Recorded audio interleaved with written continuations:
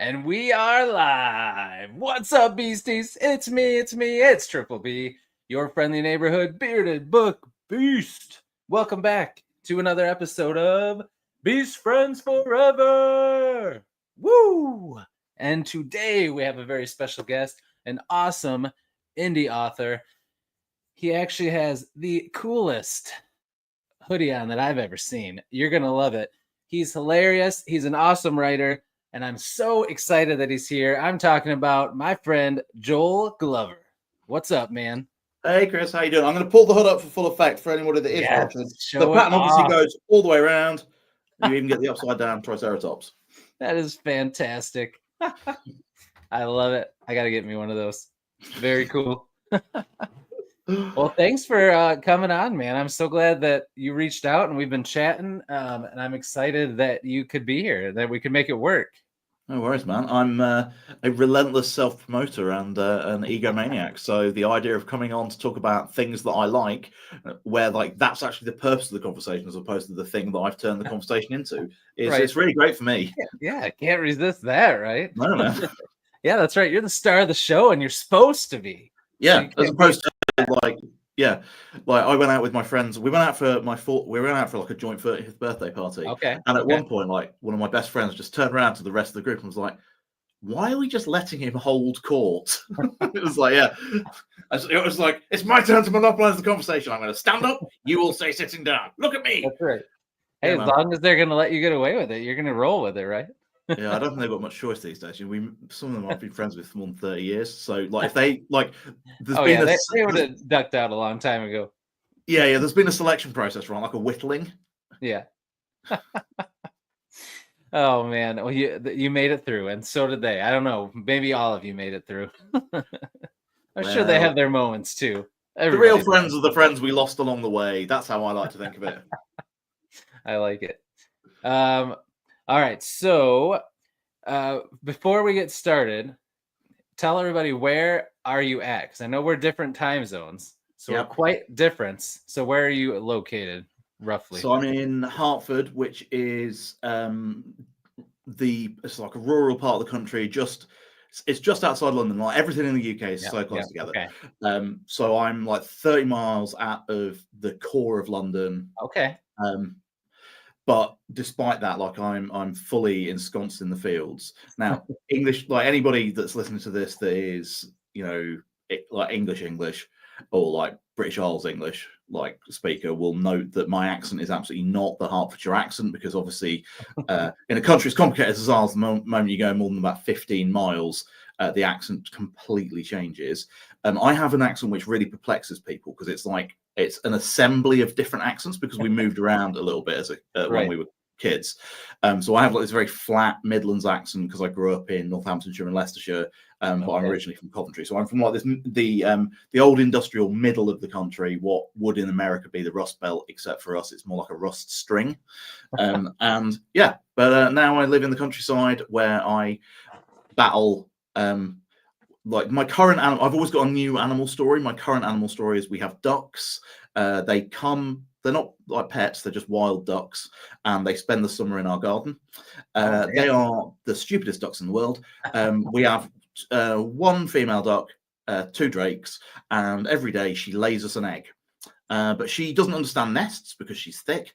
So she just lays it on the patio, on the deck, in the hedge, in the lawn, and then she just leaves it. And then she comes back and she seems shocked that like the crows or the magpies or the mice have gotten to it. So I'm just constantly clearing up duck egg. That's my current complaint, wildlife complaint, is the sheer quantity of duck egg that I clear up on a daily basis. Oh man, do you ever try to eat them? I don't trust where she's been. That's true. I mean, I've gotten to them before, and I genuinely have gotten to them when they have still been like, like she is. I have startled her so much she's laid the egg on the lawn and flown off. So like they are as fresh as could be, but I don't know how you make sure there's no salmonella in them, to be honest with you, and it's a risk, isn't it? Yeah, it is. That's a little bit. I mean, I know this is the thing as well, right? You know, we've got everyone's got cost of living crisis. Like, I get it. Yeah. But I understand. Like, I watch the news and you see Americans talking about the price of eggs, and I'm like, okay, you know, it must be expensive. Then you hear how much you guys are paying for eggs, and I'm like, Jesus Christ! Like, at that point, I would risk the duck eggs in the garden, but like they went up 10% from not very expensive over here. So right, as a proportional increase, it's been pretty substantial. But I can still get like a dozen eggs for £2. So it's not it's they're coming down here now. It's getting better. Yeah. Oh man, that is interesting. Now I think duck eggs and chicken eggs are pretty similar, but I read somewhere that I think turkey eggs are like a little different. They're like super thick and like almost kind of rubbery. Yeah. Duck eggs, I don't know. That doesn't sound so good, but no, I don't know the about a duck difference egg. with the duck egg is how big the yolk is. The yolks are enormous. Oh yeah. If like that's what you're into, like if you want like a really yolky poached egg, like a duck egg's the way to go. That'd be the way to go. Okay. Yeah, man. We got some people popping up in the chat. I want to shout out real quick. We've got author SR Arkui. What's up? Arkaway, not Arkui. That's what I always say, but it's Arkaway. Thanks for being in here. We appreciate it, SR. You rock. Dark Stars Book Cavern, an awesome YouTube channel. Welcome. Hello to you as well. And Mr. Roro, thanks for being here, my friend. Appreciate you. All right. So why don't we start off? Just introduce yourself. I kind of already did, but just tell us a little about you and your books. Let's show off those nice books you've written. I've got a pile, so this is cool.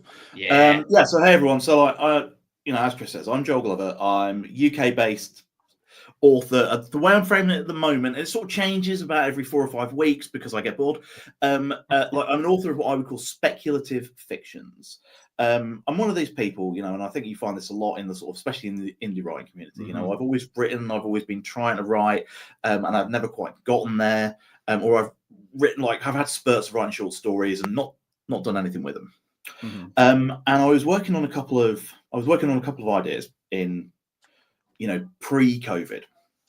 And the world came to a shattering halt, obviously, except my work didn't. I was incredibly busy, but also still stuck in the house.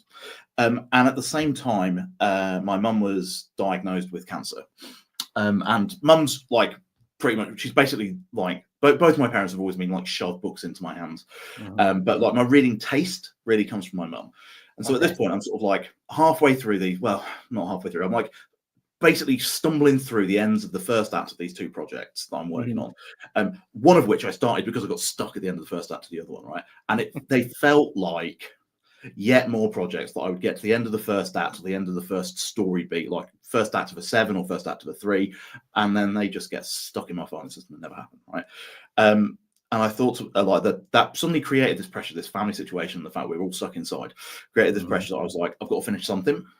Yeah. And it sort of it gave me the impetus to finish my first book. My first book is called The Path of Pain and Ruin. It is a short novel. One might call it a novella. It's for anyone that's listening in audio format, I'm holding it up right now. It's got a skull that's been dipped in bronze and covered in blood on the front of it. Cool. We'll come through media literacy as we go.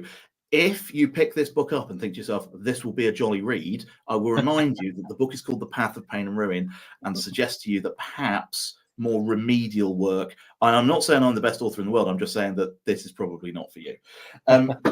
So I finished that, right? And it was the first thing I properly finished, and it's about 40,000 words long. It's punchy, it's very kinetic, and it gave me a toolkit and the confidence that I could actually finish something. Yeah. And so I put it out, and I literally, right, because I didn't know anything. Mm-hmm. Right? I didn't know, I knew a bit about how to tell a story, but I didn't really know anything else. So I thought about querying it, decided not to. I was doing it a bit while I was trying to finish the other one, but I was like, do you know what? The accomplishments that I wanted to get from this were, I wanted to finish something. Mm-hmm. I wanted to feel proud of I wanted to finish it, and for it to actually be a product that I thought was at least adequate quality, right? Because anybody can go, you get to it any of my other projects, you could just write the end. Wouldn't be, but you could claim to finish it, right? Then I wanted to just out in the world. So I'm really lucky. Like a friend of mine who's part of the reason I was writing longer form in the first place also does book cover design.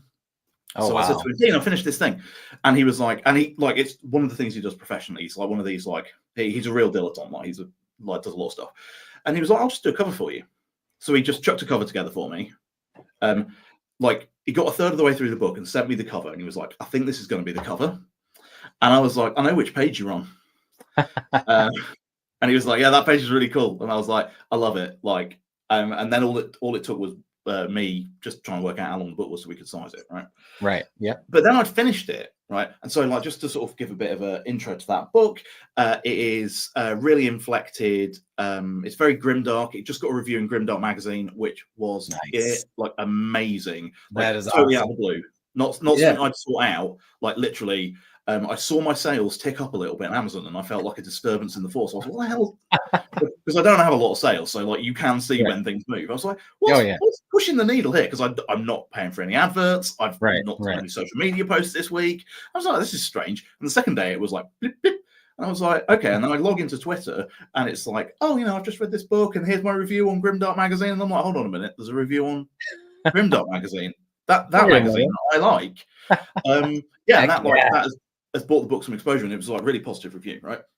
But it's very dark. It's philosophically, the book is about like the themes of like whether you can escape your destiny, to what extent you make your own destiny, and how you cope with trauma, particularly if you've got this almost like what would be in this world like a really Calvinist view that everything is going to happen for a reason. So like your fate's all stepped out. Well, if you've experienced trauma and that is your religious frame of reference, and the main character in the book has a very good reason for believing that her religion is true, because she comes across to this religion from a very atheistic or agnostic point of view, converts to the religion, and is given divine power.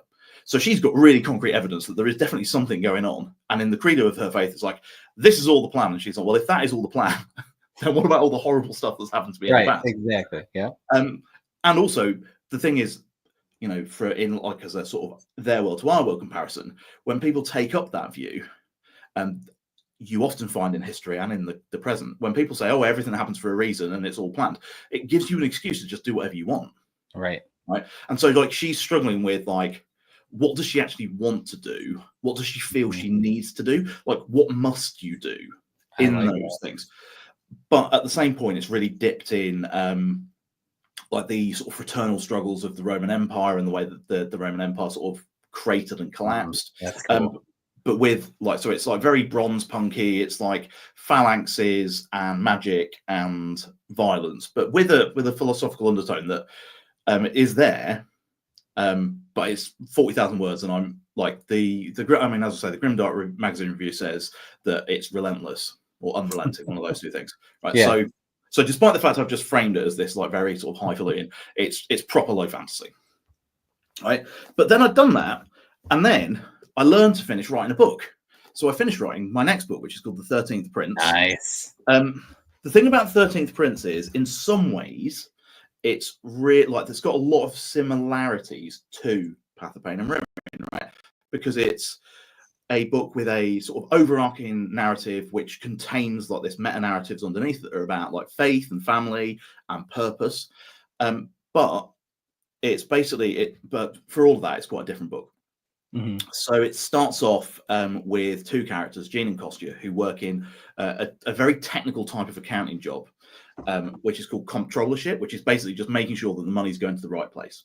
So they're basically stuck in, well, not stuck because they're there very deliberately, but they're working in like a very, very technical accounting role in a vast imperial bureaucracy. So they are like tiny cogs in this huge machine. And the huge machine is very explicitly domineering, expansionist, and violent.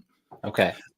And they are members of a religious minority who sort of actively pursue certain goals of their own within the wider purpose of this empire, where they are perceived as at best pagans and at worst heretics. So, so they're living in this very sort of like tenuous existence where, because they're effectively not members of the right class or caste or religion, but they're considered to be important. And this is sort of really drawn from the fact, as I said earlier, grew up in Leicester. one of the strange things about Leicester is it's about I think it's just tipped over now. So it's 50% people of Indian heritage and 50% of like white heritages and other heritages. And the reason for that is that the Ugandan government kicked all the Indians out who were the clerical class in Uganda, and like Idi Amin kicked them all out. So that's like last king of Scotland, that stuff. And basically, a lot of people from that heritage came to Leicester, but they've been doing all these jobs. So it's really like influenced by that, like that idea of like secondary diaspora and the way that those people sort of reintegrated and have reintegrated into like make the city that I grew up in such an amazing place. So like so it starts off there, and that basically Costa and Jean discover this plan that they think is going to be an absolutely terrible idea that's going to cost a lot of money, which is like their principal concern, not accomplish any of its outcomes, which and I used to be a bureaucrat, so I'm like, well, this is a terrible idea. Why? Well, it's not going to work for a start. Like put aside whether it's moral or immoral, will it work? No. And they sort of go about unpicking the conspiracy that has created this idea and the corruption behind it. And so like the first third of it is kind of like, it's a bit buddy copy, but it's accountants. By the end of it, it's this sweeping epic fantasy, but it starts really small. Oh, like that's cool. Tiny little office, like there's three of them. One of them is never there. And you find out why later. But so there's basically like these three relatively junior bureaucrats with a couple of friends trying to stop a terrible idea from happening. Right. So there's, so again, like in terms of meta narratives, you have Path of Pain and Ruin, which is about a veteran who comes home and has been told everything that they have to do is necessary. Right. And in this, you've got a terrible, terrible imperial and expansionist project that's just about to go wrong. So it isn't surprising that someone like my age, I'm 43, is writing things about that, given that we've gone through Iraq and Afghanistan, and I'm not a military person, but like in terms of the way that those things have scarred like the body politic, like your fellow citizens and like the people around you and the country, and also like it's terrible. Like Iraq has been terrible for England and it's been terrible for America. It's been much, much worse for Iraq. Right. And the same is true for Afghanistan, and what's going on. So, so when they get out, like particularly when Jean gets out, Costa stays home, and when Jean gets out with his new friend Vi, and they get out into the world, they're suddenly turned around from being active enablers of this imperialist project to working actively in opposition outside it. So you get to see that sort of like turnaround of what that imperial control looks like and imperial violence. So yeah, that's 13th Prince. Chris, I'm going to stop there because I've got loads to talk about, but I just want to, it's your show and I want to make sure we're in the right rhythm. No, you are at the start of the show, man. I'm loving this. I'm loving hearing, because what I think I always love because sometimes I ask an author to talk about their book a little, and they'll say like, they know what the blurb says and they'll pretty much say the same thing, and then we move on. Like I love hearing an author just gush about their book and tell me kind of how they see it, and talk about the idea and flesh it out. Like, this is awesome, man. Cool, man. Just keep rolling. Keep rolling, right? So the thing I'll say about 13th Princes, right? So like, I did actually try and get a thing for 13th Prince. I sent it to agents to do all that. And as I sort of start to learn about this stuff, and as I say, I literally put Path of Pain and Ruin on Amazon and just put it on Facebook and LinkedIn and was like, I've written a book. And people were like, what? You've got kids, and I'm like, yeah, don't let your kids read it. Don't let your kids read it. But then suddenly, you start to join these communities. You start to follow other authors, you start to follow agents. You start scudding around and discover that there's this thing called a query letter, and like what the formats take, and it's like, oh yeah, well at the start it's really good if you can be like, oh, it's like this time like versus this, right? It took me literally 2 years to work out that Path of Pain and Ruin is what if the 300 were X-Men? Like that's the like that's a sweet comp right there. I like so I'm like, there's a comp.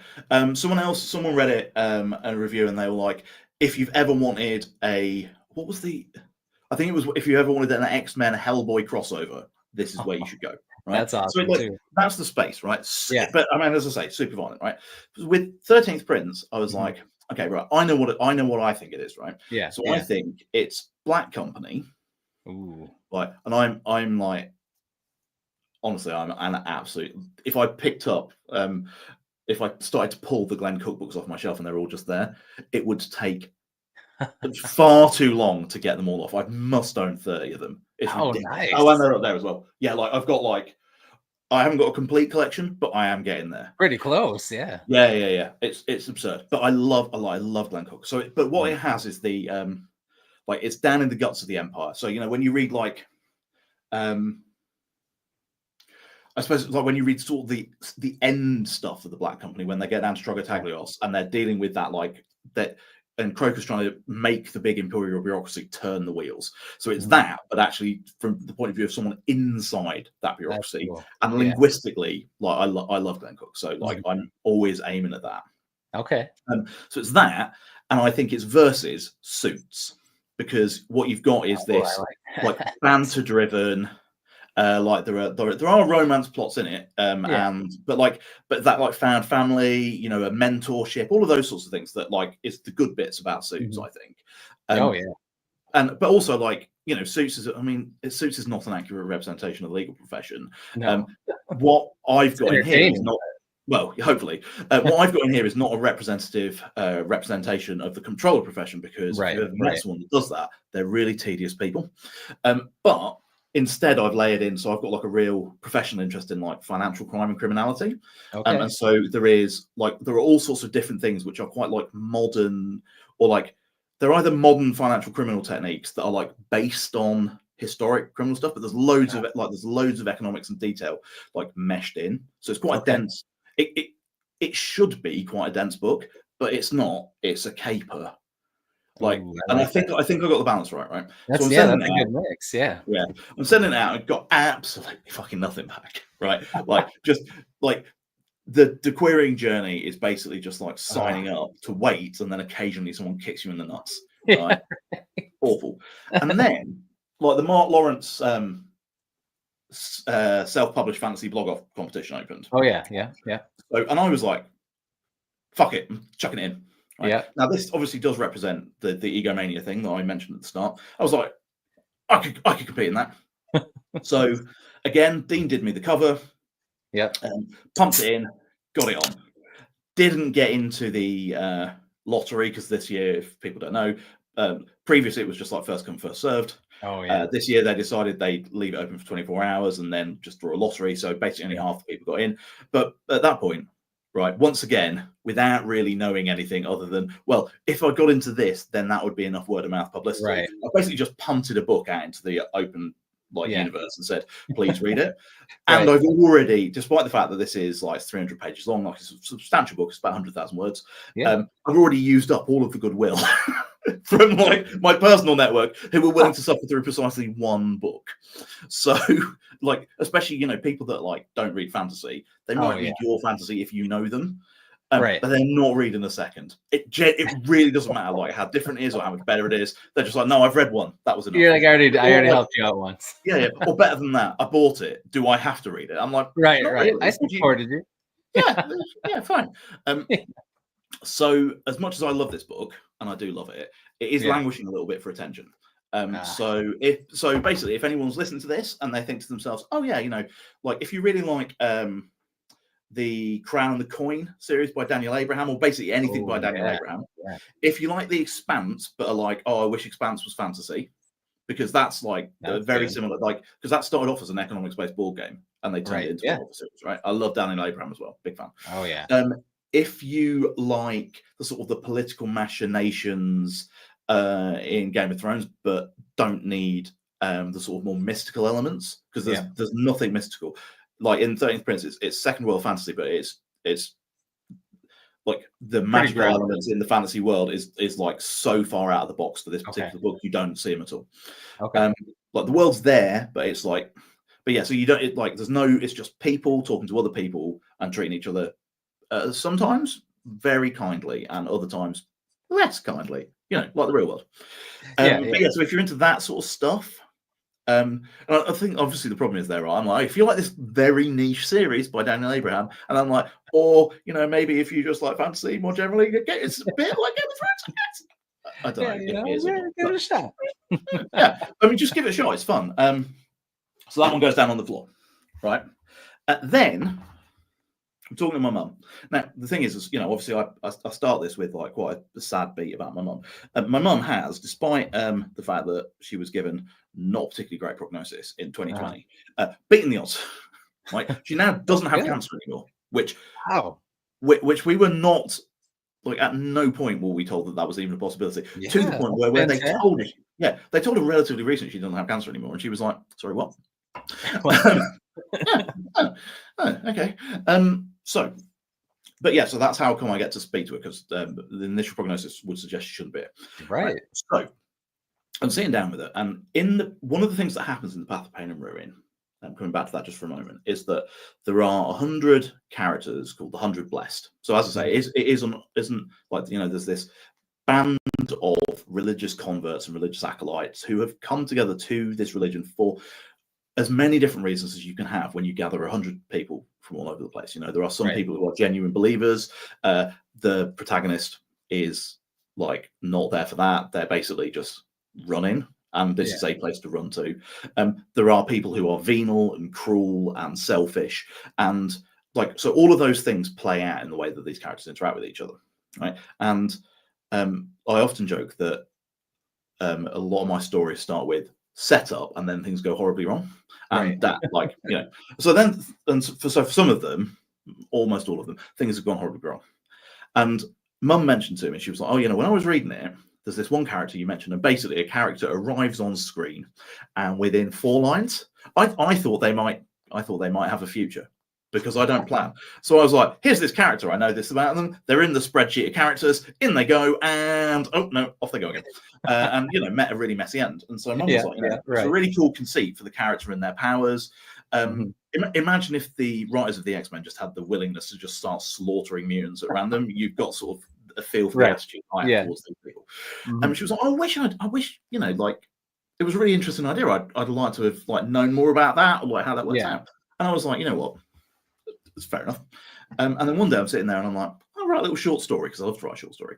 And I'll see how it goes about that character. And then I'll have like something, maybe I can stick it on the website, or like stick it on Twitter, and just use it as a little hook to be like, oh, this is this character.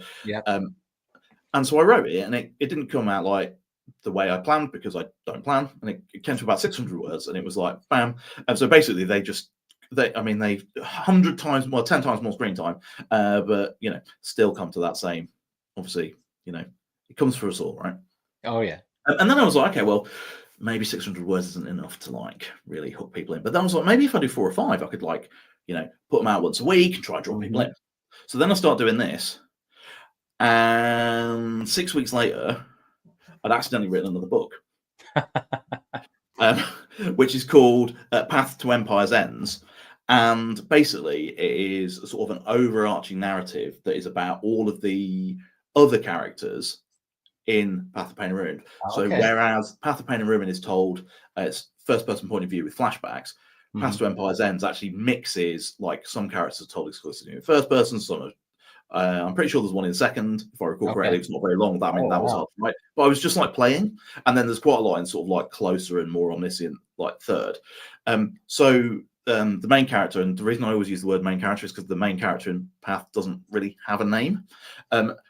So appears, and, you know, goes through, like, carves through, but it basically, it works as sort of like almost like an outrigger novel, in the same way that if you've read Magician by Raymond E. Feist, the Janny Wirtz, Mistress of Empire through to like Servant of Empire, like, fulfill the same time period with some of the characters moving in and out. So it's not like temporally, it's not that dissimilar to that.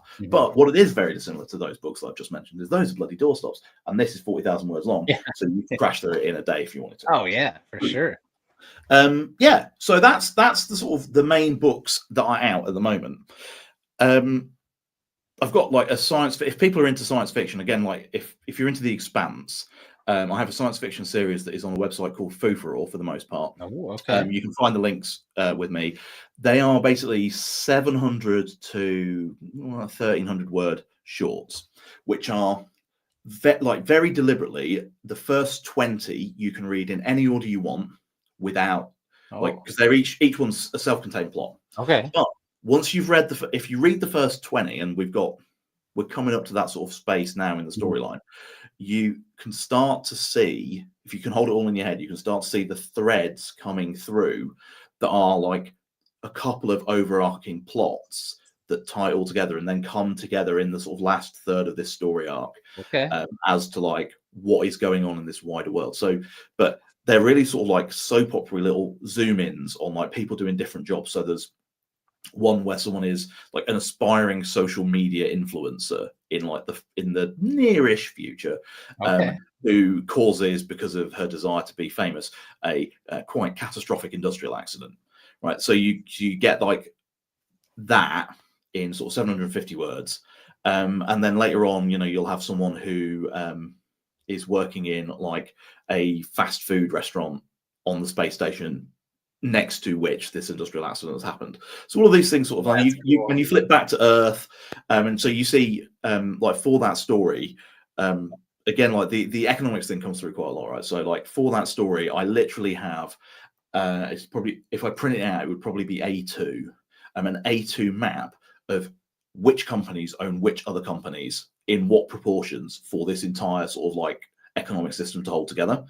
And I had to do that because it got to this point where I was like, okay, so I need someone, and they need to have the correct motivation. So like both within themselves, they have to have the motivation to do certain things. They have to be being told to do certain things, whether they adhere to that or not, it's a different matter. And I'm like, okay, well, and they need to have access to certain tools and equipment. And I'm like, okay, right, I'm gonna need a map. I need a map. So I don't have a map of like, it's my first map. I don't have any maps of geography. Don't have any of that. But corporate holdings, I needed a map for this series.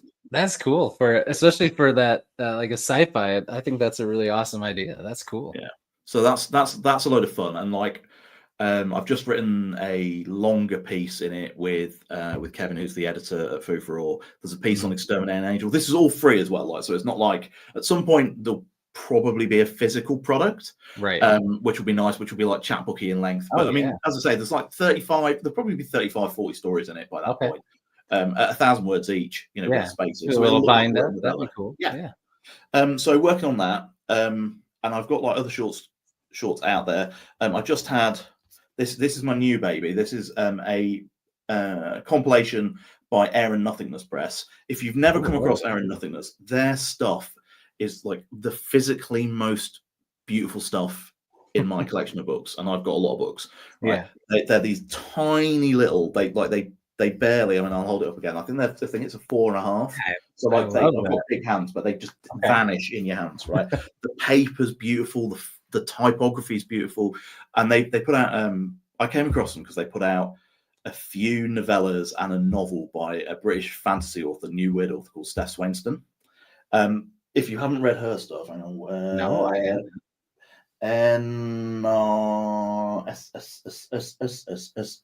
Steph, where's your stuff gone? Hang on. First one's called Year. Oh no, it's because it's in. They're in a different format. I think the first one's called Year of Our War. It's like British New Weird. Absolutely immense. Like it's such good fantasy. And they were on. I think the first 3 are on Orbit or someone like, but like the big publisher. But she came away from them and she published a few novellas with Air and Nothingness, and they're so lovely to hold. And like because I got the series, I was like, I want more, and then they came out there, so I got them. And it's an American small press, right? So shipping them over to the UK is not cheap, but worth it. That is true. But yeah, Todd, who is the editor for that, put out a submission call. And it's dystopian. It's basically a dystopian science fiction collection. It is available if you are in America. Todd's actually having some health stuff at the moment, so this is the last book he's going to put out for a while. There's a series. He's got a series called The Librarian as well, which I own, which I think is wonderful. And again, it's like a real like esoteric collection of short story writers. I really recommend that. But if you want to, if you're the sort of person that likes to buy a pretty book, I think my story in here is pretty good. I'm about halfway through at the moment. I treat myself. They're like chocolates. So I have like, I'm about halfway through, and each one of them I've been blown away by. And I think the Librarian series I have the same experience with. And there's a book as well called We're All Thieves of Someone's Future, which is like dystopian, like it's an extinction dystopian. It's like eco-punk thing, which is shockingly good. Like so. Yeah, so basically, if you're listening to this and you either like to own beautiful sci-fi artifacts, or if you know someone that likes to own beautiful sci-fi artifacts and you like to give, and at some point you're like, oh, I've got to buy them a gift, go on Air and Nothingness. I think it's AAN.com, but like Todd's on Twitter and Blue Sky and all those sorts of things. I'd love you to pick up my one because, which is, as again, I say it's harder stuff, but actually, like, you can pick anything up from that collection and it's good. Like feel love and joy when you have it in your hands. I'm gonna put that one up there because that's special. But yeah, so like that's the short story stuff. I've got another short coming. I have a romantic fantasy, like, and again we'll talk about this, right? So I've got a romantic fantasy coming on a small press, and its genesis was in learning how much stuff I'd screwed up doing the first two, like releasing the first two books the way that I did, which was basically like punting the first one out into the atmosphere and going, huh. Right. And then the second one being like, I'm going to enter a competition that I didn't even successfully enter. Right? Yeah, that's how we learn. Yeah. Well, I mean, you've got to learn somehow, right? And obviously, I decided to learn the hard way. But so I joined because I'm old. I joined Instagram. I don't like taking photos either, so do you know what I mean? Right. So I was on X. I'm not going to call it X. I was on Twitter. And this is pre-Blue Sky. And yeah, so I joined Instagram because I hear that there's this thing called Bookstagram and that people are buying fantasy. And maybe if I just took some, I was like, I don't know what I'd have to do. Right. And I discovered all sorts of things I had no idea about. Mood boards. Right. I am not a graphic designer. My mood boards are all shit. Right. I do my best. They're shit. You know, and there's like people get, oh, I'm going to commission some fan art for my books. And I'm like, Jesus, this is an expensive hobby for you. I'm trying to break even. Like, I'm not trying to make a lot of money, but like, I would like it. You know, I've got kids. They're my expensive hobby. Right. You know, I don't need a second expensive hobby. I also like Warhammer. So like, I've got, and books, right? I've got too many expensive hobbies. I think we're very clear on this. Yes. And then so I'm like, okay, right. So that. And then I start seeing trope boards a lot. And I'm like, okay. And as I dive into that, I'll say dive in, like drabble my fingers in, I discovered much more about romantasy than I ever wanted to know. Much more about like dark romantasy than I'm comfortable with. Yeah. Right. And I'm just like, okay, right. So for me, I really like an upending of tropes. Right. So he says, fishing a book off the shelf. Right. So I can do this. Right. So here's a Glenn Cook book mentioned earlier. I love Glenn Cook. Here's Sweet Silver Blues. It's Garrett. It's Private Eye series. Right. There's 15, 16 of those. I could count them, but there's at least 3 in the other room. Right. Yeah. But so he takes Raymond Chandler Private Eye trope, and hose pipes it with everything you can do with fantasy, including actually some of the really interesting stuff that Chandler does, which is about like solving the first bit of the crime really easily, because that's not the important part. Yeah. So like, but Cook is really deliberately playing with those tropes, right? And so like I experienced those books both in terms of the comfort of like, oh, I can see like this is comfortable to me, but also the discomfort of knowing that the tropes will be moved and shifted, and like that playfulness with the author. When you get into what I found, that when I got into Instagram tropes, and like consuming people's reactions basically to art, what a lot of people seem to be saying was, these are the tropes that I like. There are 5. If you present them to me in this exact order, 1, 2, 3, 4, 5, I will buy the book and possibly take a picture of myself holding it. Sometimes I'm not wearing very much, right? Nobody wants me to do that, right? But if you actually went into someone like that's, like someone who's reviewing or reacting like that, you don't get a particularly broad palette of stuff. You know, you're talking about maybe 8 tropes. You're talking about very consistent writing styles, very consistent literary approaches. It's quite, and if you're writing that sort of stuff, it is necessarily quite shallow, because there isn't the space to be like, and I'm not saying, someone will do it eventually, but Raymond Chandler was writing in a pulp genre that was necessarily very shallow, but managed to penetrate beneath it, and that's what made that work enduring and lasting, which means that other people can then play with it, right? So I pick up the Sarah J. Maas book, and I read it, and I got to the end, and I was like, okay, so this is just Beauty and the Beast with some, to my reading, pretty mediocre sex scenes. Like in terms of like the Right. I felt like I did not feel like the quality of the writing of the sex scenes was a thing that would tip a book that is, once you take that out, it is just Beauty and the Beast, Right. but Yeah. rebadged. Like Yeah. I don't understand. Like I genuinely don't understand why it's so popular. I recognise that it is really popular, and it was competently executed. I'm not knocking that at all. Right. Right. No, I But get what like, you're yeah. But I read other fantasy, and I'm like this is compelling to me in a Right. way that, whilst I respect the craft that has gone into that, it's not for me. Right. Right. So I'm reading those, so I'm starting to consume this. I'm starting to understand what's going on.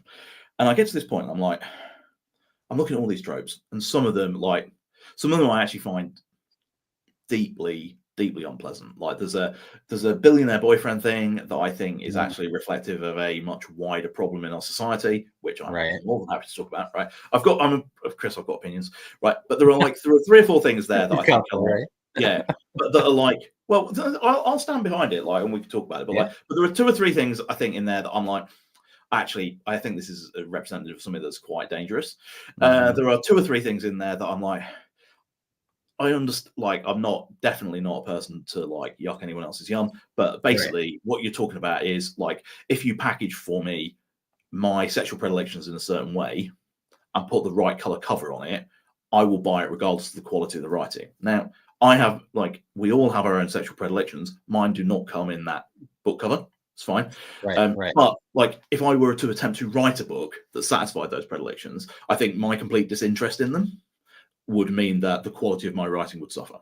Right. I'm looking at that and I'm like, okay, if I wanted to write a book that was at least adjacent to this, because at this point I've written 2 books, I'm just about to punch out a 3rd. Book sales are a distant dream. I'm like, well, maybe if I wrote something more commercial, because I know now that I can write a book. Yeah. But because I know not only can I write a book, I've done 2, and I accidentally appear to just be finishing the 3rd, right? So I'm like, shit, I should, I'm starting to work on other projects. I'm like, okay, what if I try to write something more commercial? But that still has to be true to me, right? But what does commercial look like in the current fantasy landscape? Knowing that now that I know how to write a book, I reckon I can do it in a year. Which means that what is commercial shouldn't have moved that much. And I identified a handful of tropes that I was like, okay, if I bundled these things together, those would be things that a book written by me could very conceivably have in. And I pulled one in for fun. I was like, oh, that's just like a scene. And basically what happened was I saw one and I was like, I could do that scene. That'd be fun. How else, what would I bolt on around that? Right. And I came up with this concept and I was like, I'm going to give it a swing.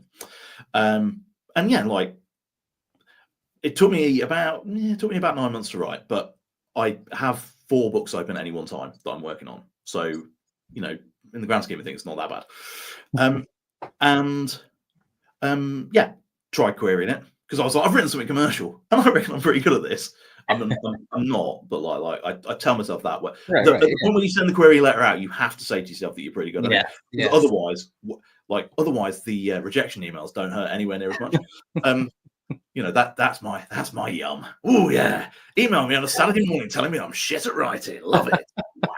Self-flagellates, right? So sent it out, got absolutely fucking nowhere with it. And then I start to look at this, and I'm like, actually, I understand why. And I got a couple of really, really good pieces of feedback. Actually, I sent it to a romance press that accept unagented submissions, and they were like, actually, the quality of the writing is pretty good, but from the synopsis, because they just took the sample and the synopsis, they were like, for our press, it has to do this, and this in this order, or we cannot publish it because our readers will not buy it. And I was like, that is absolutely fascinating, and I'm fucking not doing it, right? Not only am I not capable of rewriting the book that I've just written to fit that format, because it would just it would fall to pieces. Yeah, it would just fall to pieces. At that point, I've just got some sentences that I like and hope for the best. Yeah, it's like I can as I say, I've just written a book in 9 months. I reckon I can write some more sentences that I quite like in another 9 months, rather than crippling myself trying to redo it. Right. Yeah. But the second thing is, I was like, but again, we come back to this taste thing, and I read because my mum was like a book hoover, and so I've been a book hoover. I've read probably, I don't know, probably 70 or 80 Mills and Boon romances, like the little thin trade paperbacks. I've read loads, but I've read like about that many. Probably read like a couple of hundred westerns and like all those sorts of things. They were all just knocking around the house. And I was like, I recognise exactly what they're talking about because I've read those books.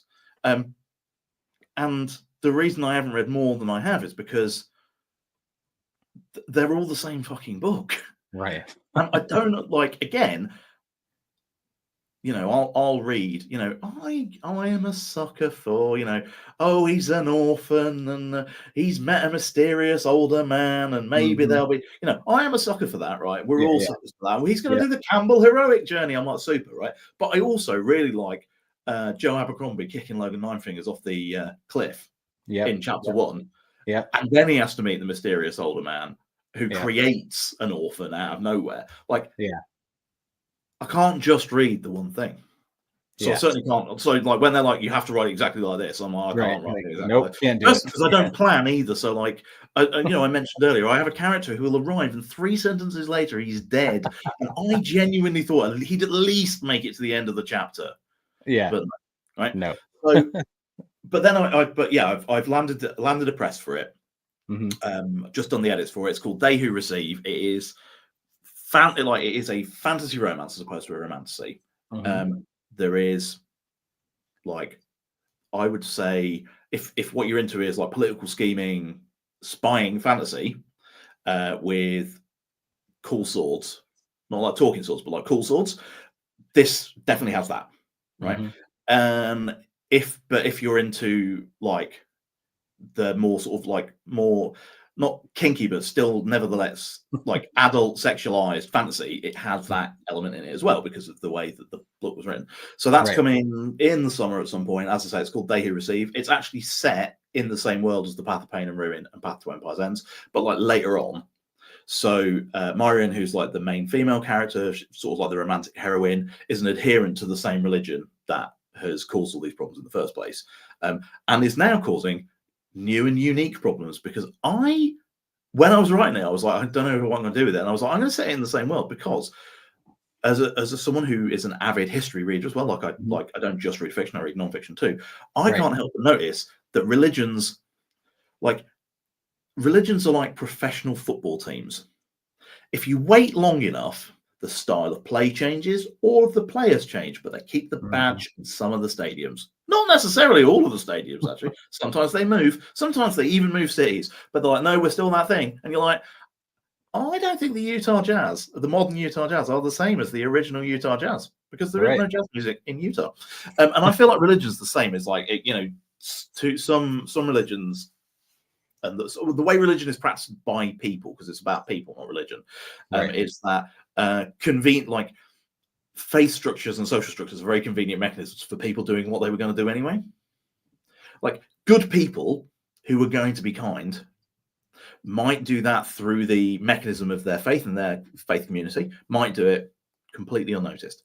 Bad people who were going to do bad and exploitative things may do that through their faith and their faith community. I mean, they may not. They may choose to do it otherwise, and then maybe dress it up in faith at the end.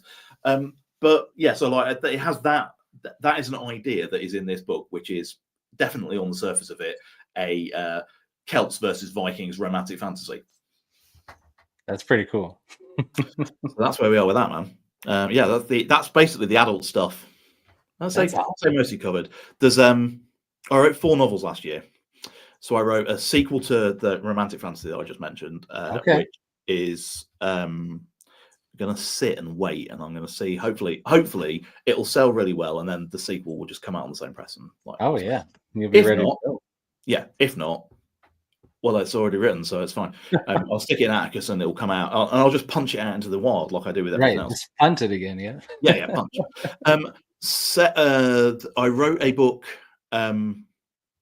Which is, I accidentally wrote a novella, which is called A Many-Winged Retreat, which is a sword and sorcery novella with dinosaurs. And then accidentally wrote a novel follow-up to that started off as a short story collection, 3 of which remain as chapters in a novel. So that's sitting, brooding. Ooh. Again, possibly going to get punched out into the atmosphere. That sounds good.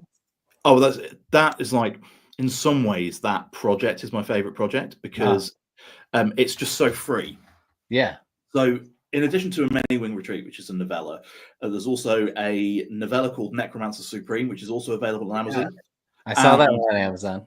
Yeah, and then Apprentice to Death Mistress, which is a novelette. Right, so you can read those in any order. I would probably say read them in the order that I've listed them as published on Amazon. Okay. Right? So that's like take a bit of Norse mythology. So take Yggdrasil, like the World Tree. Keep that, just keep that concept. Basically, chuck a lot of everything else away, and then throw absolutely everything else that I fancy at it. So there's a lot of swords and sorcery. So you have like a lot of bounty hunters, because you I want people to be traveling, and that's so you get like wandering sages. So some of it starts as it's often built the chapters and the stories and the individuals in it are often built around what should be relatively straight up and down one line jokes. Mm-hmm. So I've got a short story in that setting that might it's on hold with A magazine, so you never know, it might come out. If not, it's going to go in the short story collection. Okay. Which basically started as there's a few paintings in the National Gallery that I really like that are about the martyrdom of one particular saint. Now, obviously, that saint, I can never remember which saint it is, but he gets strung up and shot with arrows, basically. And there's 3 or 4 paintings in the National Gallery of him, right? But obviously, he is presented not unreasonably, because he's from the Christian martyrdom era where they were really martyring hard. Oh, yeah. So he is presented not unreasonably as, I think he's usually depicted nude, which I doubt he was, to really emphasize this vulnerability of this person that's being barbarically put to death, basically. Right. Yeah. So I have this visual image in my head, and then I start off with a sentence and I haven't got it in front of me, but it's something like, I don't care what anybody says, that motherfucker looked good hanging up on there, and he fucking deserved it. Right. So I was like, fucking write that down and go. And so it has all sorts of monsters. There's a lot of petty gods in it, who are very influenced. I saw when we zoomed out, Chris. I think I saw some Malazan stuff in there. The Malazan influence comes in that I would say some of the characters would be much safer just staying at home farming. Instead of the characters that are I'm a god. It's but now you've got things that other people want, right? Yeah. And some of them are sociopaths. So I have a sociopathic necromancer who is she's so much fun to write. Oh, it sounds fun. So she's Necromancer Supreme. She's the main protagonist in that. Julianne Met. She is, I would say, she's very neurodiverse. She gets bored incredibly easily. Okay. Is incredibly clever, but completely self-interested, and can't really empathize with other people, doesn't really understand them. So at the start of Necromancer Supreme, some bounty hunters discovered that the barriers between the realm of life and the realm of death have become broken in some way, because undead creatures aren't dying when they should, when they're being bashed to death by bounty hunters. So they go and tell her this, and this kicks off this plot where she takes real umbrage at this, because she's like, I'm in charge of death, no one else, and if someone's going to break it, it's going to be me. And goes around basically murdering her way through other necromancers, other gods of death, to try and find out who is. But it's so much fun to write, because at any point you can just be like any action is justifiable in her mind, right? As long as it gets her. What is her ultimate aim is basically to not be bored. So she will do anything to not be bored, and she has got this alcoholic accomplice called Palestania, who is a seer. And the problem that this seer has is that, and there's a short story with Palestania in. It's in a book called Villa Diodati, which again is available. And this poor woman was repeatedly drowned by her mother to try and make her a more powerful wizard. Oh wow! And all that it means is now that she can see the death of everything, and particularly the death of the cosmos, unless she's drunk. Cool. So she is irretrievably insane. Oh gosh! And frequently drunk, and she basically just drinks all the time. And so, but this woman's main goal in life is to keep her mistress from getting bored, because she knows how catastrophic the consequences would be. Oh yeah. For someone who is so powerful but just so misdirected. Also, so she has this really important mission that she's taken on, but unfortunately she's a barely functioning alcoholic. So they'll go to places where it's too hot, Yeah. and and then she'll be like, I need something to drink, and it's like, there's water, and she's like, I don't need water. So yeah, so there's all these things kicking around. There's lots of dinosaurs in it. Yeah. Some of them talk, some of them don't.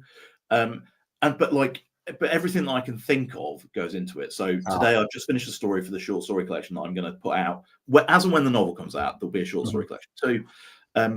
But some of it's going to have poetry in, and I've just wrote I think it's probably like 2,000 word narrative form poem that's all English language haiku about a sea witch diving to the bottom of the sea to soothe the Leviathan that she's accidentally stirred up, or she deliberately stirred it up. Okay. But so like using the shape of the poetics and like the way you can play with language like that to sort of like move through the pages as she gets down to the bottom of the ocean. So like I can do that with it because it's just a playground basically for everything that's going on in my head. It's like a sandbox, yeah. Yeah, That's yeah, exactly. And it's like, okay, that's the beauty. And actually coming back to like, I mentioned the science fiction stuff earlier. Like if I'm in the mood to write eco-punk, I can write 1,000 word eco-punk that's set in that setting, that fits thematically, that propels some of the subplots along, and it's done. And I can send it to Kevin and say, Kevin, what do you think? And we can have an editorial conversation about it.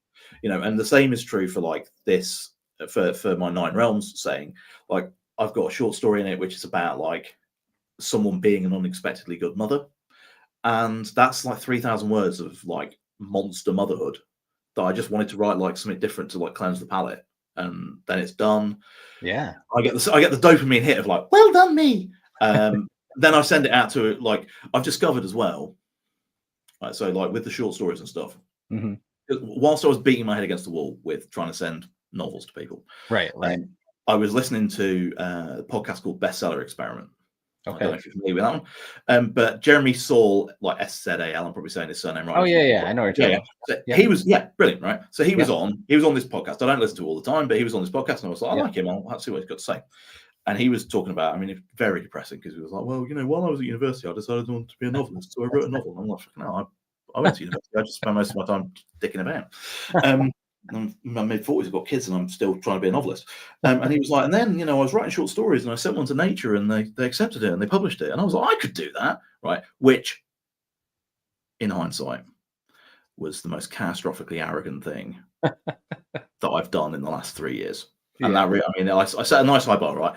And I somersaulted over it by hearing someone who was a professional author go, and then I wrote this short story and I sent it to Nature, and they published it and they paid me for it. And then I was convinced I could be a writer. I was like, well, I'm already convinced I could be a writer. I don't need that sort of validation, which was a lie I was telling to myself. Yeah. So I wrote 2 short stories and I sent them to Nature. And after about 4 or 5 months, they didn't reply. But those 2 short stories are actually the short stories that form the basis of this science fiction world that Food for All published. Nice. But they took it on, and I was like, well, I sold those 2 short stories, and I never heard back from Nature, and that was a bit disappointing. But literally, I just emailed them to the thing because there's a submission portal. It's just an email, right? So literally the first short stories I'd ever attempted to write to sell, right? So I didn't know there was a website called Submission Grinder where you could look up, where you could do that and keep track of stuff. Didn't know any of that, right? Just sent it. Just go after it. Yeah. I'm writing a story. Right. Honestly, I know what I sound like. I do know what I sound like. It's painful. Like if it's painful, if anyone is listening to this and thinking, fucking hell, it's painful listening to it, imagine how hard it is to be me. But then I wrote another one, which was based on a conversation I had at work. I was working for this manufacturer, like complicated scientific stuff, which I did not understand. Like I understand like the basics of it, but like the actual science of it, like is just mind melting. So I wrote a sort of humorous story about that, and I sent it to Nature because, as I say, I don't know anything. So I'm like, yeah, you finish the story and then you send it to Nature and then they publish it. Then you're a real author. You get paid and you're an author. Yeah, exactly. And then like 2 months later, he wrote, Colin, who's the editor, wrote back to me. He was like, I've realised I didn't reply to you about those 2 stories. I thought they were really competently executed. They're just too visceral. And I'm like, yeah, that's a word that's been used to describe my writing in the past. There is a someone gets put in a recycling centre, like a corpse in a recycling centre at one of them. So I get it. That sounds awesome to me, but I can see that would be visceral. Yeah, it's not like it's not for everyone, right? And he's like, I really like this one. I'm going to take it. And I was like, I've written 3 short stories and I've sold all 3 of them. I'm a genius. I'm not a genius. I've written loads more stories. And basically, in the period since, I've accumulated over 300 rejections from all manner of different Right. publications, some of whom don't even pay you, which that's really galling because I'm like, I've been paid to do this. Like, on multiple by different people, not just on one person. And then sometimes you send a story to someone that won't pay you, and they're like, "Oh, I don't like it," and I'm like, "Why not?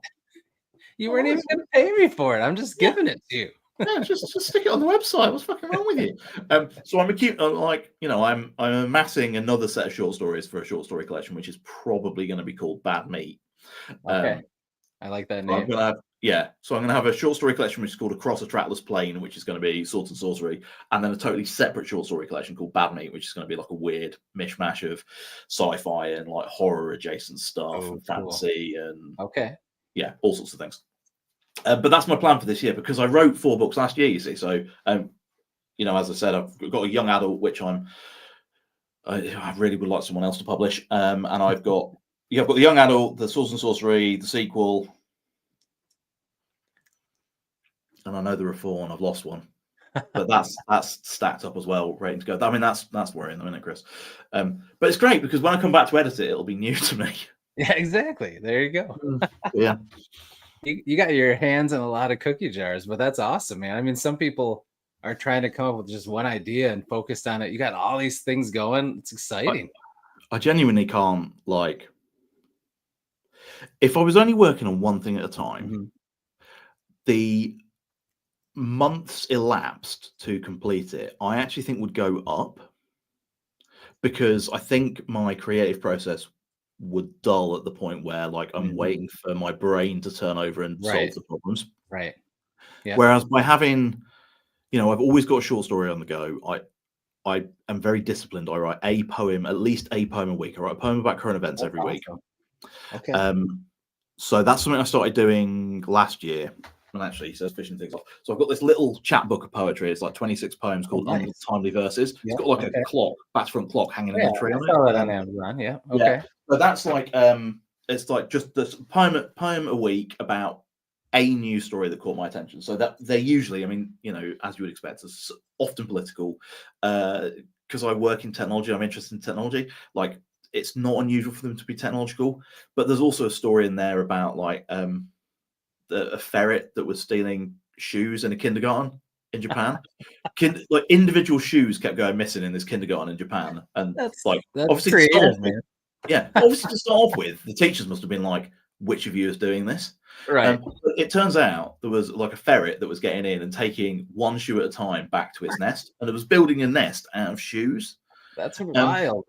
And so, but like, I read that and I was like, "That's I'm not in the mood this week for whatever the latest miscreants have done. Political scandal, this torturing immigrants, that. Like, there's a weasel that's taking children's shoes. That's fucking funny. That is awesome. Like, so so this year, like, I haven't counted. I've probably got like 20 or 25 at the moment. I'm only a quarter of the way in because sometimes I do 2 in a week. I wrote a Hibon the other day that was just about it being spring. I didn't have anything. I've got a lot to say about like the state of the world, but sometimes I don't have the words to say, or sometimes it just feels repetitive or reductive or irrelevant. But it was nice outside. And so I wrote a poem about how nice it was outside, and like, so as you hopefully when that collection, I'll release that at the end of December, probably. Like, I'll probably punch that out in the Christmas Day window, like, so it's going out on Christmas Day. So if anyone gets Kindle vouchers or Amazon vouchers, they can buy it. But hopefully, like, when you go like, it gives like a coast through the year that isn't all just like it was miserable. Then we decided we were going to deport all the trans people to Romania. Like, occasionally, like, we can find these moments of like levity in the weasel, or like happiness in getting in the ducks laying eggs. I mean, they laid an egg in the pond. I mean, what were they thinking? So like those things. That's awesome. I love that combination of all different things, because a lot of times, especially with poetry, I feel like you read a book of poetry and a lot of times it has like a singular theme or something. I love all over the place like that, because that's life. It's not. It can be like, I agree, because I think sometimes with those books, like those collections, Mm-hmm. that there'll be like a tentpole piece that you read and you think this is incandescently good. This is why this has been published by someone, not yourself, right? Yeah. But then it really does mean that the other stuff, because it is thematically similar, it's like, oh, I've decided I'm going to write a whole book of sonnets or whatever. You're like, but this one is brilliant. Right. And this one is not as brilliant. And one of the reasons I know that is because it's right next to it. Right. So I can experience it. And the thing about poetry as well is because you can mostly experience poetry quite quickly. You know, Right. if you can't read through a haiku with relative speed, you know, and then go back to it a couple of times, but again, you know, you're probably reading the wrong type of poetry. But it's done. It's bite-sized, right? Like, and the best poetry is like Michelin star cooking, right? You go in and they give you a spoon and you go, what the fuck is this? And you eat it and you think, I don't want to know what the ingredients were, because I bet you there's something in there that if you told me before I put it in my mouth, I wouldn't have eaten it. I wouldn't have eaten it, yeah. Yeah. Here's a mushroom on spice. I don't like mushrooms, and but I've paid a lot of money for this meal, so I'm going to eat it. But with the main distinction being, of course, with poetry is incredibly cheap to consume, because poets, you know, the starving poet exists as a trope for a reason, right? Nobody will pay for that shit. So, yeah. So as I say, so like with like, I've always got a 9 Realms project on the go. Because it's a great place. It's a junk drawer, as you say. It's a sandbox. I've usually got a food for all, a Cavendish project, which is my food for all project, on the go, because again, it's a junk box. I've usually got at least 1 or 2 poems on the go. I'm writing a sort of like left-wing Jack Reacher type thing at the moment. Okay. Like, that sounds interesting. Like stylistically, like that, you know, like explosions and punching. Yeah. But like, the moral of Jack Reacher is don't have friends because they can be used against you, and my moral is the police are bad. So, you know, it's got a slightly different take. Yeah. Okay. What else am I working on? I'm working on a middle grade that keeps getting stuck, which I call Hermione Granger Fights the Patriarchy. That's how I'm pitching that at the moment. Okay. I fucking hate those books. So I'm writing that as a reaction to that. I'm writing another romantic fantasy because it needs writing, because it's in my head, and the only way to get it out is on the page. Yeah. I've got a sequel to 13th Prince, which is 10,000 words in, and is sort of stuck, because it's such if you are not a planner, writing a caper, it's really difficult. Oh yeah, you can get stuck. Because you're like, because it needs to hang together, and I'm like, okay, so I need to work out how this crime hangs together. But I don't have any other details, because the details come as the fingers hit the keyboard. Right. Yeah. So I've got a lot of that going on. I guess the other thing to talk about is kids' books, right? Because obviously, you know, like, why wouldn't you at this point? So this is the collection. This is called Tales from the Littlest Kingdom. Oh, nice. I like that. Yeah, so I've got like a little version. There's 9 stories in that one, and then there's 2 which are like 3 stories each, which are larger. The Littlest Kingdom, and Return to the Littlest Kingdom. Nice. If you've got a sequel, gotta go Return, right? Yeah. But yeah, so like, there's the first 3 are in Littlest, second 3 are in Return, and then I wrote 3 new ones and bundled them together as a 9-book little mini episode thing. I like the artwork on there. Yeah, I got this guy Andy Carolyn to do it. Like this. So if I hold up, actually, let me bring. Yeah, I'll bring the girls up first. So I've got like 3 little princesses. Yeah. One of them is very, very idiosyncratic. But in the books, you've got like there's a barbarian child. There's a knight. There's a talking mouse. There's a cat that doesn't talk. It sounds fun. Loads of the stuff though, like loads of the stuff from the adult stuff is in there, right? Okay. So, like the importance of family, how things fit together, those sorts of things. The humor, but like dialed up a bit more. It is more madcap. Obviously, the violence and stuff isn't in there, right? But it gives me a different palette to play with. It gives me an opportunity to like, there are definitely things that I want to talk about in the adult fiction, and there are like, if you know, and as you've probably picked up, like as you go into it, there are themes that I am trying to convey. Right. with kids' books, you can be more openly moralizing, I think, providing that you're moralizing about certain things. So, like, one of the stories in the collection is about how apologizing is difficult. Yeah. Because I think that's an important thing to tell. And I've got a 9-year-old and an 11-year-old, right? So I started writing these when they were like probably 3 or 4. I think telling people, actually, like, saying sorry is really difficult, and it's okay to find it difficult. But you still have to do it. Right. Like, doesn't get me wrong. You still need to do it, right? Yeah. Like, it starts off, the whole series started off, I wrote this story called 3 Princesses Have an Adventure, and it's about 3 princesses who have like, I haven't found the name of this, and someone will eventually tell me what it is, but do you know what, if I said nominative determinism, would you know what I meant? No. Right, so nominative determinism is like, if you name something, it becomes that thing. Okay. Right? So the thing becomes the name. Yeah. Right? Okay. So you name your dog Killer, Yeah. right? And then you basically roughhouse with him 24 hours a day. Eventually, he starts biting strangers, right? Yeah. Right. Okay. Got it. The 3 princesses have names that their father has chosen from them from a dictionary, and he has got it spectacularly wrong in all 3 cases. Oh. So, but it's so, like, they have these personality traits that are their personality traits. They have these names which are like the opposite of those personality traits. Yeah, that's funny. They're just little kids, right? They're just little kids just playing hide and seek at home. Right. But with that as the setup for the, like, so you get like a joke because each name is an unfortunate joke, littered around other jokes, and then they play hide and seek. Something goes wrong, and then basically like with a lot of my other stuff, it's like, okay, well, does the stuff that happened before have to carry on happening, or can something new happen? And by having something new happen, you get a resolution where actually everybody is like, unlike by having something new happen and then everyone dies, which is how my adult fiction finishes. Right, how your adult. Yeah. In the kids' fiction, something new happens and people learn an important lesson and they don't die. And they don't die. Yeah. No deaths so far, which, you know, that's probably hard for you. Honestly, very difficult.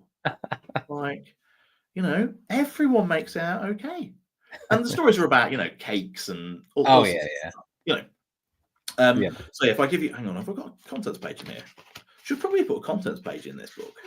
Well, you know, that'll add another thing. Yes, so it's 3 Princesses Have an Adventure, The Wise Woman and the Voice Up the Tree, The Adventures of the Magnificent Steve Jr., which is about like a barbarian. It's about like being a good parent. Okay, that's A Wonderful Day for a Quest, which is about having a quest. The Princess and the Yellow Boy, which is actually really about liver transplantation, but you know, it's about the importance of being kindness. The Knight and the Unicorn, which is about a knight and a unicorn. Okay. A Special Sort of Magic, which is about kindness, and The Cheese Thief, which is about how important it is to learn to read. You know, a topic near and dear to my heart. I put that at the end of the book on the basis that if you don't know how to read, you probably won't get to it. Right. That's fair. That was a good thought. Yeah, because at the end you can feel smug. You'll be like, I know how to read. Those characters don't know how to read, but I'm very clever. I can read. You know. See what you did there. Nicely done. That's wonderful planning. I mean, I misspelled one of the names, and this is the printer's proof. And I opened it. I was like, oh, there's a typo in the title of one of the stories. How have you done that? But yeah, it happens, right? It happens. Yeah. Oh but yeah, man, and that's the stack. That's the stack. That is a good stack. That's an impressive stack.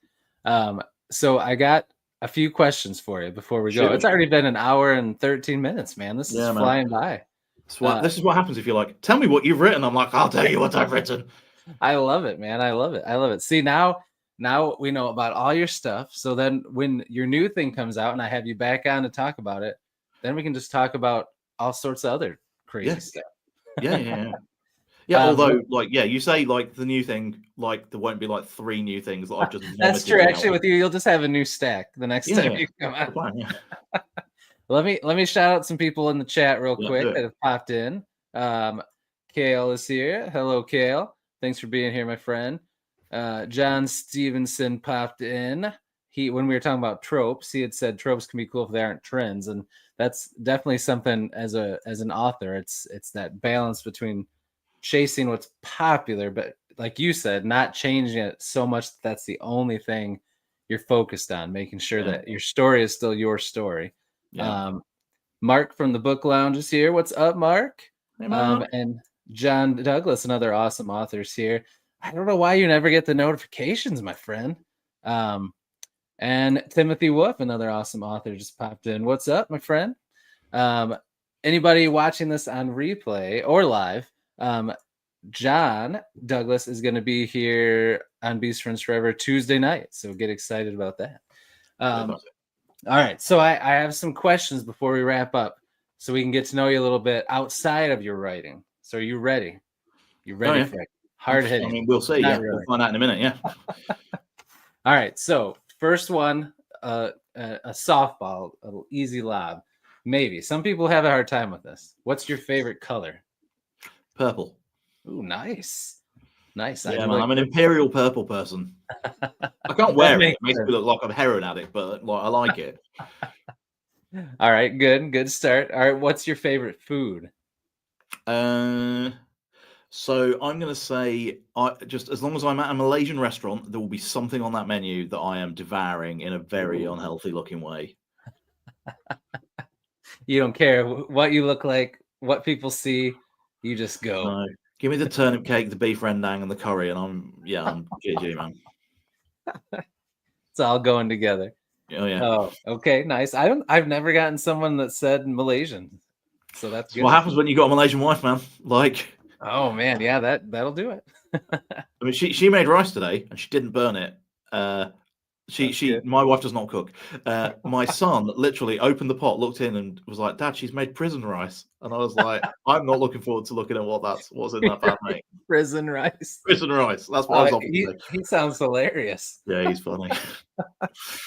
Oh, that's awesome. All right. So now this one people sometimes have to think about for a minute. You might not. We'll see. So what's a hobby or talent? We know you're good at writing.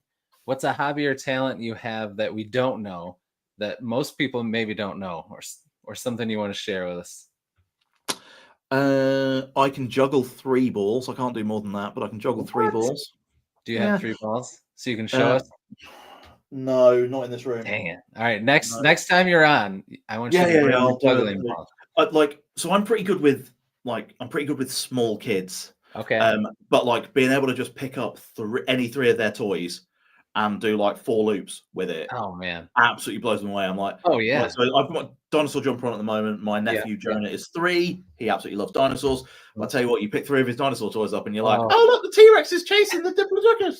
Like, you know, it's the coolest ever. After that, that's what I aim for. I'm aiming for cool uncle vibes. Embarrassing dad, cool uncle. That's the that's living the dream right there. Yeah, man. So do you start with 3 or do you start with 2 and then you add a third one in? No, I start with 3. Okay. Sometimes I take 1 out because I can juggle 2 with 1 hand. Yeah. Okay. So I can take 2 out and then I can like put the 3rd back in. And you haven't been able to get 4 though. No, left hand is just so uncoordinated. you have to be able to juggle. You have to be able to juggle. I can juggle 2 with left hand or right hand. Yeah. But the moment I take my mind off juggling what I'm doing on my left hand, right, I just throw them on the floor. Yeah. That's impressive though. Juggling 3 is hard, so that's pretty cool. That's a cool talent. I taught myself to do it. I'm a chartered accountant, right? So I was studying to be an accountant, and I learned to do it rather than learning how to do the tax module, which worked out not so great for my marks on the tax module, but pretty well for the juggling. That's right. You're gonna have to get that figured out eventually, then. No, I don't do that anymore. I'm too old for that. Like. I'm not fit. Like, I can fill in my own tax return, and I can do a corporation tax return. I don't need to do anything more than that. No, that's true. That's good. Good enough. All right. So, are you a gamer, or were you before kids and how busy we are in older age? Never a gamer. No. I'm not sufficiently coordinated to play video games. Okay.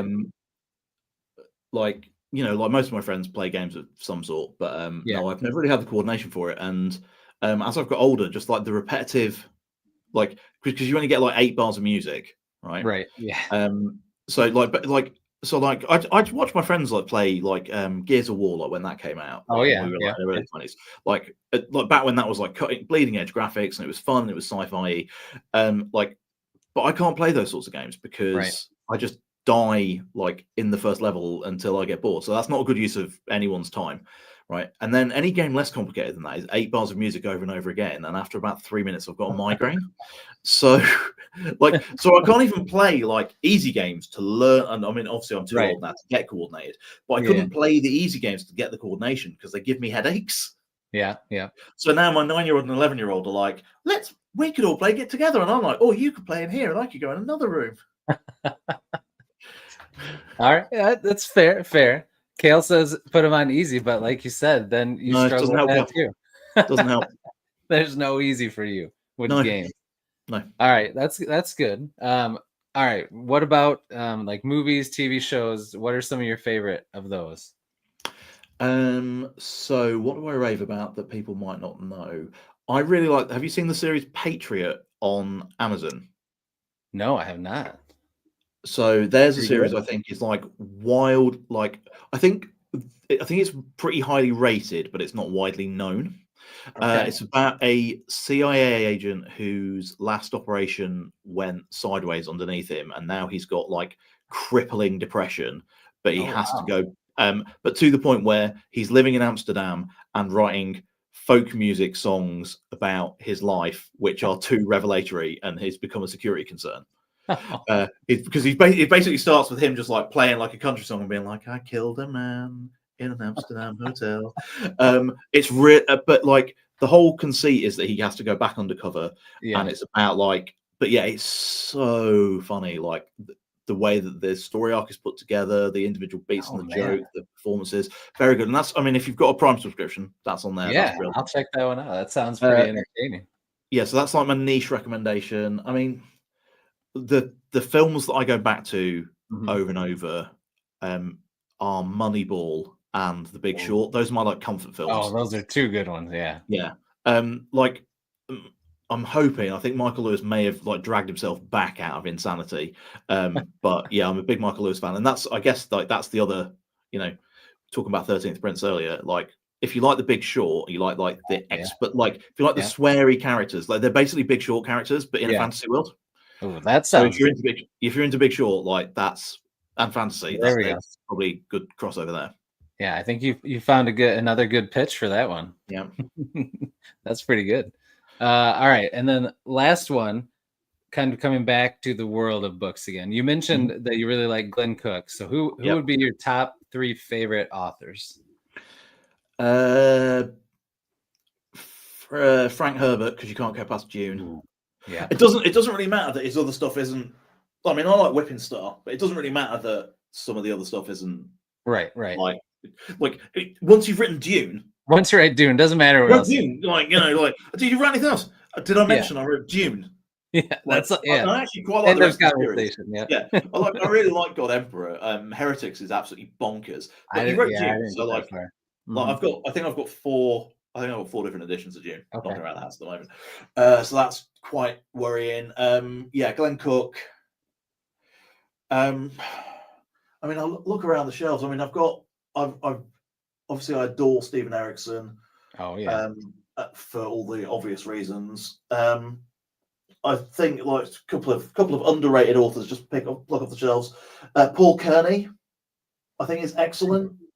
Mm-hmm. I mean, obviously, like, you know, I grew up with Robert Jordan, and George R.R. Martin and Terry Pratchett.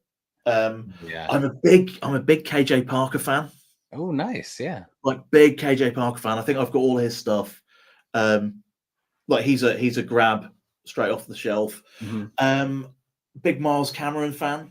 Oh yeah, he's good. Like, big Miles Cameron fan. I think it's really interesting that, like, the career choices that Dan Abnett makes, because he almost exclusively writes in other people's IP.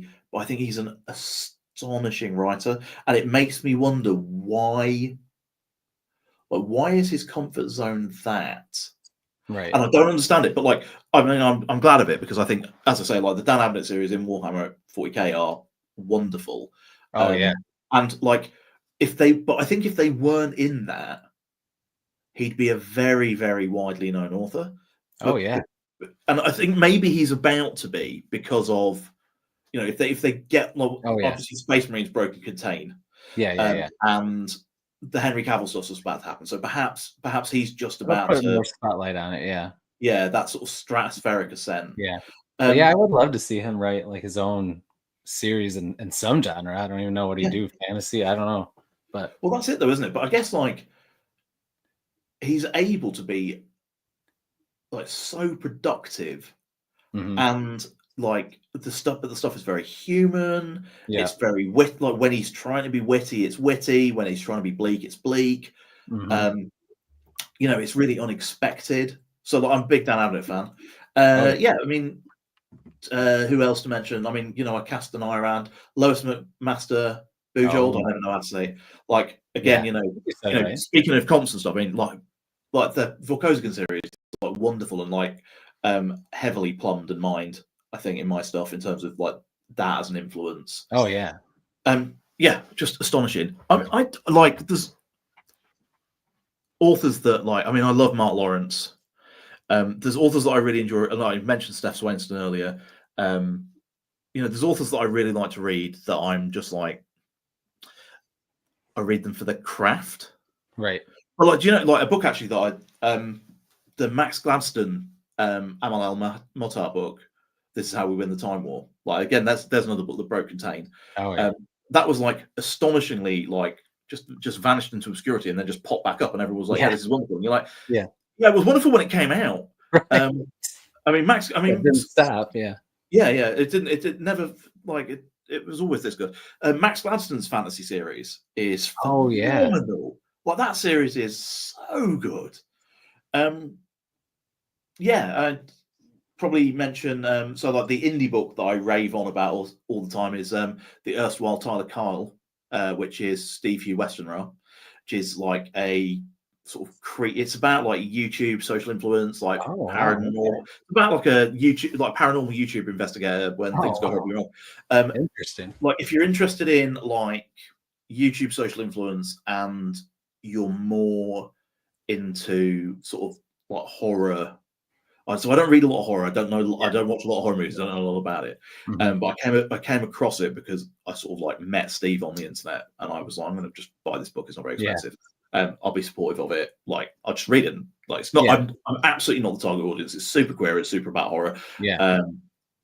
I don't read I don't read a lot of like. I don't read a lot of work that's really actively targeted at queer audiences, right? Versus like mixed audiences. I don't know. Actually, to be fair, I don't know if Steve would characterize it as that. So that might be up there. But like it's certainly like targeted at like lovers of horror, which I would definitely not classify myself as. Yeah.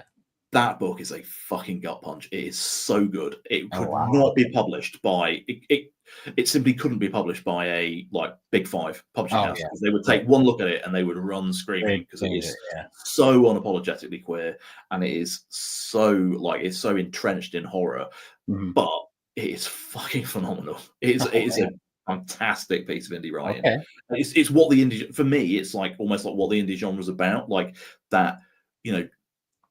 You bang your flag into the ground and you go, this is what I want to write. This is the sort of story that I want to read. Bam. So if anyone's into that sort of stuff, crack out and read that. I think it's great. Awesome. Very cool.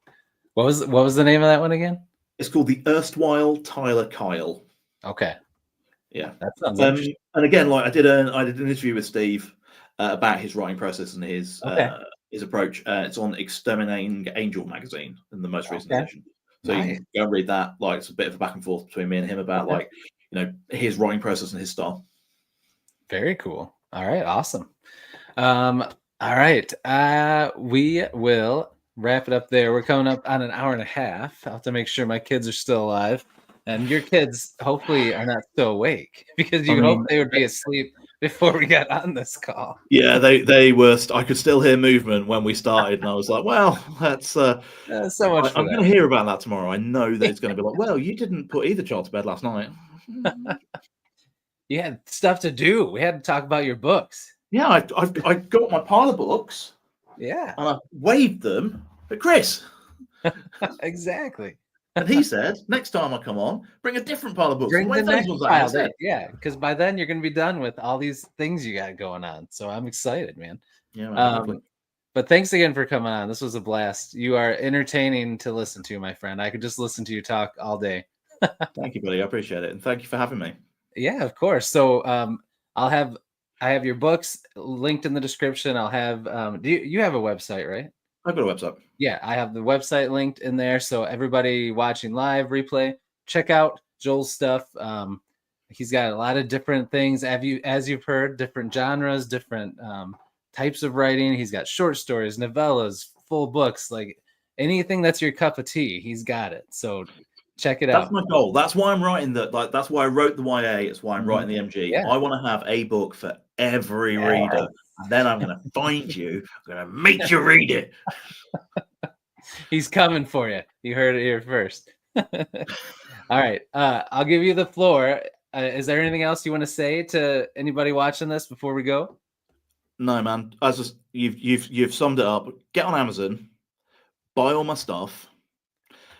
Actually, no. I'll tell you what. The thing I would say is, if you're reading a book by an indie author and you get to the end of it, leave a proper review on Amazon or Goodreads. Agreed. Right? Yep. And when I say a proper review, I mean if you didn't like it, that is totally fine. Right?